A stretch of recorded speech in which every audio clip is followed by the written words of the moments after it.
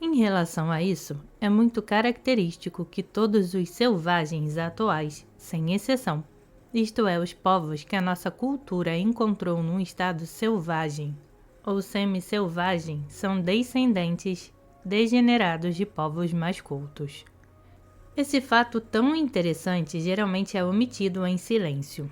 No entanto, nenhuma só raça selvagem que conhecemos, isto é, nenhum povo selvagem ou semi-selvagem encontrado até agora pela nossa cultura, mostrou qualquer indício de processo de evolução, em qualquer aspecto que seja.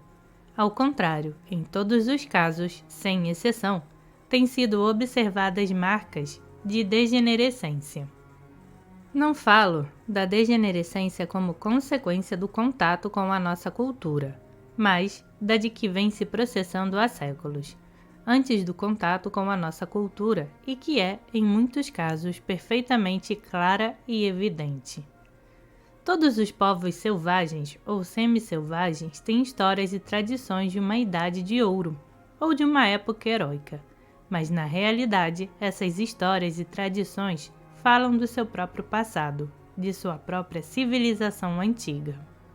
As línguas de todos os povos contêm palavras e ideias, para as quais não há mais lugar na vida atual. Todos os povos tiveram antes melhores armas, melhores embarcações, melhores cidades e formas superiores de religião. O mesmo fato explica a superioridade dos desenhos paleolíticos, isto é, dos mais antigos encontrados nas cavernas, em relação aos desenhos neolíticos, isto é, os mais recentes. Isto também é um fato que geralmente se omite totalmente ou fica sem explicação. De acordo com as ideias esotéricas, muitas civilizações desconhecidas para nossa ciência histórica se sucederam na Terra, e algumas delas chegaram ao nível superior ao da nossa civilização, que julgamos ser a mais alta e jamais atingida pela raça humana. De muitas dessas antigas civilizações não restaram quaisquer vestígios, mas as conquistas da ciência dessas épocas remotas nunca foram literalmente perdidas. O conhecimento adquirido foi conservado através dos séculos, das idades, e tem sido transmitido de uma civilização a outra. Escolas de um tipo especial eram as guardiões do conhecimento, que por elas era protegido das pessoas que podiam mutilá-lo e deturpá-lo, e transmitido apenas de um mestre a um discípulo, que se submetera a uma longa e difícil preparação. O termo ocultismo, que se usa frequentemente em relação ao conteúdo dos ensinamentos esotéricos, tem um duplo sentido. É tanto conhecimento secreto no sentido do conhecimento que é mantido em segredo, como conhecimento do segredo, isto é, dos segredos escondidos da humanidade pela natureza. Essa definição é a definição da sabedoria divina, ou se levarmos em conta as palavras dos filósofos alexandrinos do século III, é a definição da sabedoria dos deuses, ou teosofia, no mais amplo sentido da palavra, ou do Brahma Vidya, da filosofia hindu. A ideia do círculo interior da humanidade, ou a ideia do esoterismo, tem muitos aspectos diferentes. A existência histórica do esoterismo, isto é, do círculo interior da humanidade mesmo, e a história e origem do conhecimento que ele possui. B. A ideia da aquisição desse conhecimento pelos homens, isto é, a iniciação e as escolas. C.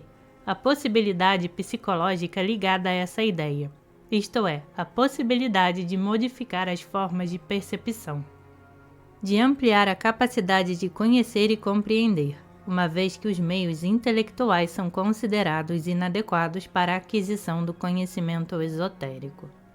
Antes de tudo, a ideia do esoterismo nos fala do conhecimento que foi acumulado durante dezenas de milhares de anos e tem sido transmitido através das gerações, dentro de pequenos círculos de iniciados. E esse conhecimento muitas vezes se refere a esferas que não foram sequer tocadas pela ciência. Para adquirir esse conhecimento e o poder que ele confere, um homem deve passar por difíceis preparações preliminares e provas, e um longo trabalho, sem o qual é impossível assimilar esse conhecimento e aprender como utilizá-lo. Esse trabalho para dominar o conhecimento esotérico e os métodos que correspondem a ele constituem por si mesmos um ciclo separado de conhecimento desconhecido para nós. É necessário, além do mais, compreender que, de acordo com a ideia do esoterismo, as pessoas não nascem no círculo esotérico. E uma das tarefas dos membros desse círculo é preparar os seus sucessores, a quem possam transmitir o seu conhecimento e tudo o que está ligado a ele. Para esse fim, pessoas pertencentes às escolas esotéricas surgem a intervalos definidos na nossa vida, como condutores e mestres dos homens. Criam e deixam depois deles uma nova religião, um novo tipo de escola filosófica, ou um novo sistema de pensamento, que indicam as pessoas de determinada época ou país numa forma inteligível para ela. O caminho que devem seguir para se aproximarem do círculo interior. Uma só e mesma ideia passa invariavelmente através dos ensinamentos que têm origem nessas pessoas, a saber, a ideia de que muitos poucos podem penetrar no círculo esotérico, ainda que muitos o possam desejar e até fazer uma tentativa. As escolas esotéricas que preservam o antigo conhecimento, transmitindo-o sucessivamente de uma a outra escola, e as pessoas que pertencem a elas, permanecem à parte, por assim dizer, da humanidade geral a que pertencemos. Ao mesmo tempo, desempenham importante papel na vida da humanidade, mas não sabemos nada desse papel.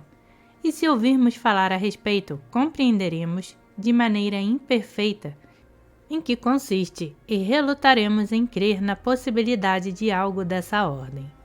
Deve-se isso ao fato de que, para compreender a possibilidade da existência do círculo interior e o papel desempenhado pelas escolas esotéricas na vida da humanidade, é necessário estar na posse de um conhecimento da natureza essencial do homem e do seu destino, que a ciência moderna não possui, nem por conseguinte o homem comum. Certas raças têm tradições e lendas muito significativas, construídas sobre a ideia do círculo interior, como por exemplo as lendas mongol-tibetanas, do reino subterrâneo, do rei do mundo, a cidade dos mistérios de Agartha e etc. Desde que essas ideias existam realmente na Mongólia e no Tibete, e não sejam invenções dos viajantes ou ocultistas europeus. De acordo com a ideia do esoterismo, como se aplica à história da humanidade, nenhuma civilização jamais começa por si mesma. Não há nenhuma evolução que principie acidentalmente e prossiga de forma mecânica. Só a degenerescência e a decadência podem ocorrer mecanicamente. A civilização nunca se inicia por um crescimento natural, mas só através de um cultivo artificial. As escolas esotéricas estão ocultas dos olhos da humanidade comum, mas a influência delas persiste sem interrupção na história e tem por fim, até onde podemos compreender esse objetivo, ajudar quando isso parece possível, as raças que tenham mergulhado num estado de barbárie, de um ou outro tipo, a emergir dele e dar início a uma nova civilização, ou a uma nova vida. Um povo selvagem ou semi-selvagem, ou um país inteiro, é tomado a cargo de um homem possuidor de força e conhecimento, que começa a educar e instruir as pessoas, dando-lhes uma religião, ditando leis, construindo templos, introduzindo a escrita, iniciando-as na arte e nas ciências, fazendo-as emigrar, se necessário, para outro país e assim por diante. O governo teocrático é uma forma desse desenvolvimento artificial.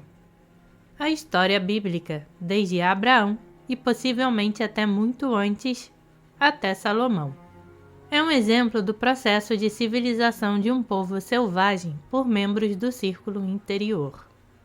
Segundo a tradição, os seguintes personagens históricos pertenceram a escolas esotéricas: Moisés, Gautama, o Buda, João Batista, Jesus Cristo, Pitágoras, Sócrates e Platão.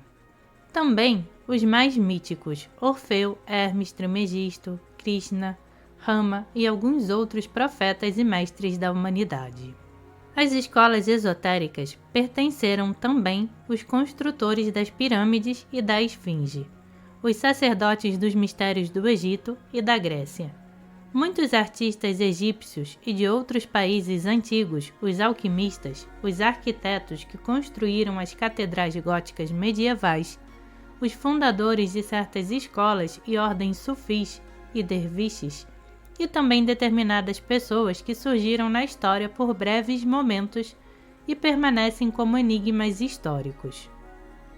Diz-se que, atualmente, alguns membros das escolas esotéricas vivem em longínquas paragens do globo, como o Himalaia e o Tibete, ou em algumas regiões montanhosas da África, enquanto outras, de acordo com semelhantes histórias, vivem entre as pessoas comuns, não diferindo em nada delas exteriormente, pertencendo muitas vezes às classes incultas e dedicadas a atividades profissionais insignificantes, e até mesmo, do ponto de vista costumeiro, vulgares.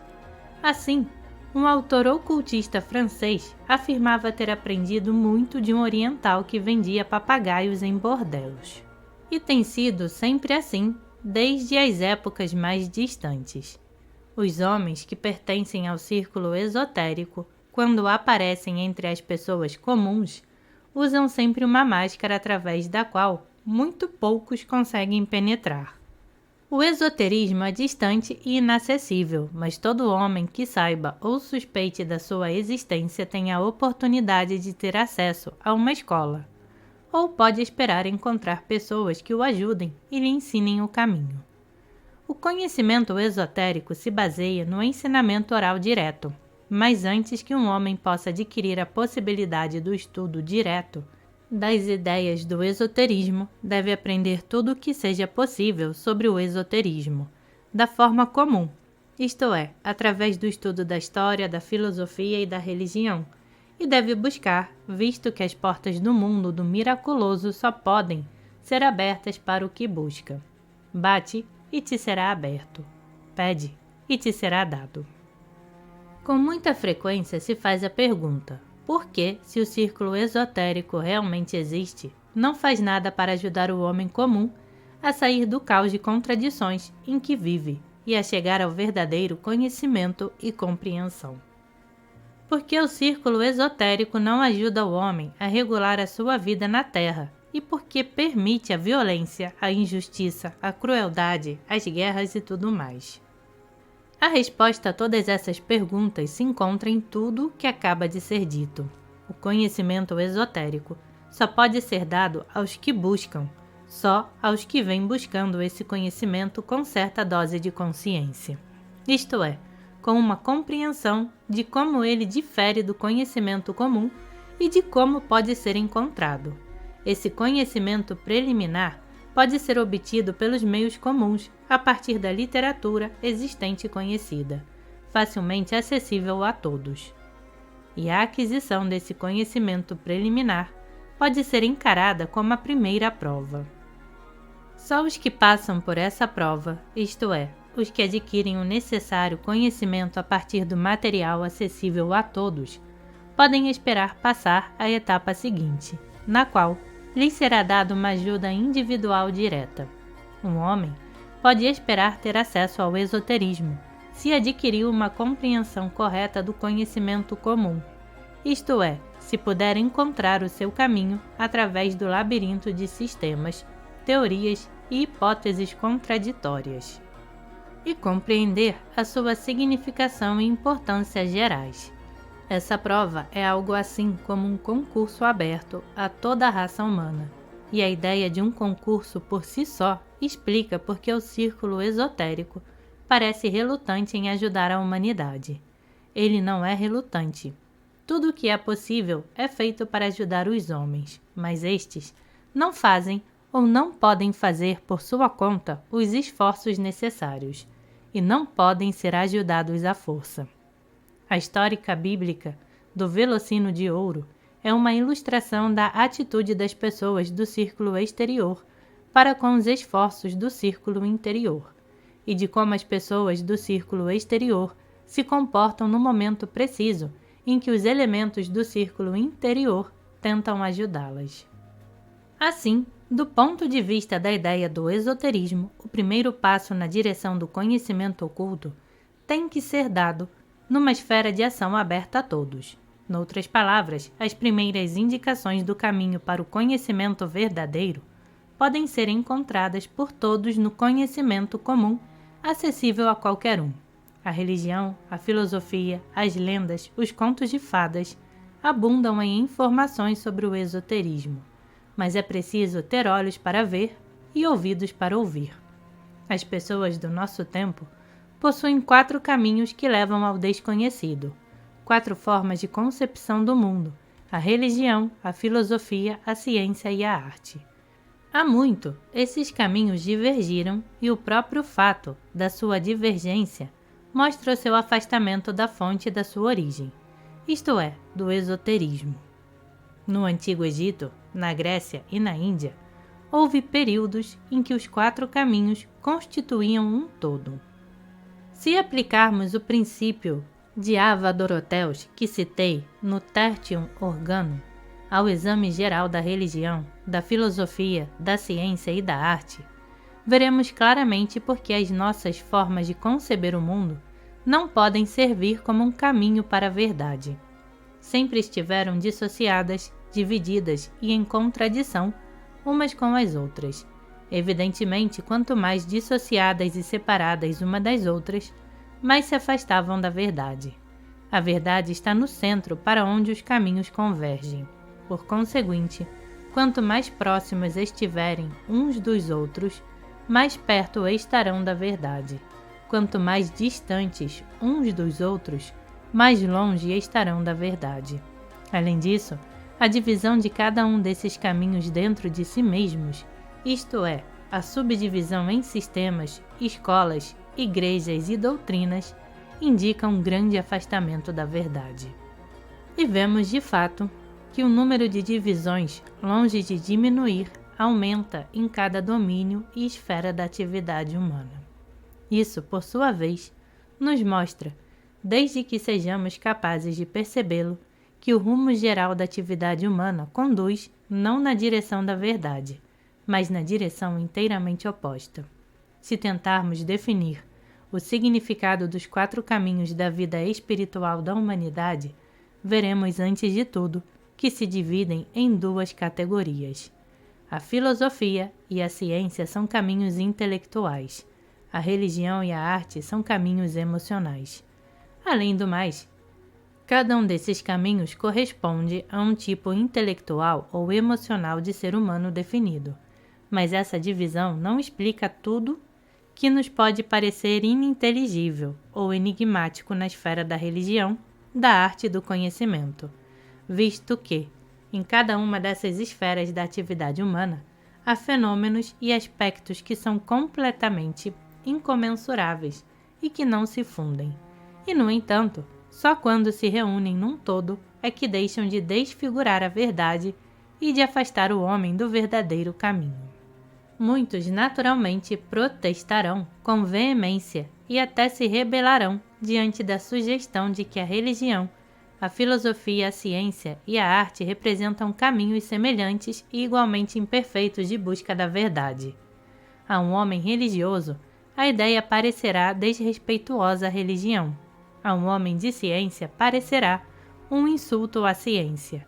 A um artista parecerá uma chacota à arte. E a um filósofo uma ingenuidade baseada na falta de compreensão do que a filosofia é. Tentemos agora definir a base da divisão dos 4 caminhos no momento atual. A religião se fundamenta na revelação. A revelação é algo que procede imediatamente da consciência superior ou dos poderes superiores. Se não houver ideia de revelação, não haverá religião. E na religião, sempre há algo que a mente e o pensamento comuns não podem conhecer. Por essa razão, nenhuma tentativa de criar uma religião sintética, artificial, por métodos intelectuais, nunca levou, nem poderá levar, a lugar algum. O resultado não é uma religião, mas uma filosofia de má qualidade. Todas as reformas e tentativas de simplificar ou racionalizar uma religião acarretam resultados igualmente negativos. Por outro lado, a revelação, ou o que é tido por revelação, deve ultrapassar todos os outros conhecimentos. E, quando vemos ao contrário que a religião está séculos, ou mesmo, como ocorre em muitos casos, milhares de anos atrás da ciência e da filosofia, o que se deduz especialmente é que não se trata de uma religião, mas apenas de uma pseudo-religião, cadáver definhado do que certa vez foi ou pode ter sido uma religião. Infelizmente, todas as religiões que nos são conhecidas em suas formas de igrejas são apenas pseudo-religiões. A filosofia se baseia na especulação, na lógica, no pensamento, na síntese do que sabemos e na análise do que não sabemos. Podemos incluir dentro dos seus limites o conteúdo da ciência, da religião e da arte. Mas onde podemos encontrar esta filosofia?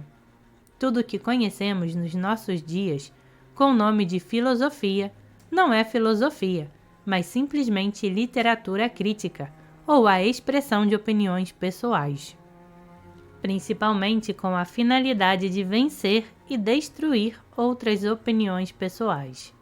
Ora, o que é ainda pior, a filosofia não passa de uma dialética que se satisfaz a si mesma, cercando-se de uma barreira impenetrável de terminologia ininteligível ao não iniciado, e resolvendo para si mesma todos os problemas do universo, sem qualquer possibilidade de provar essas explicações ou de torná-las inteligíveis ao comum dos mortais.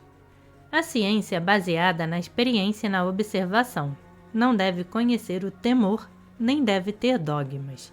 Não deve criar para si nenhum tabu.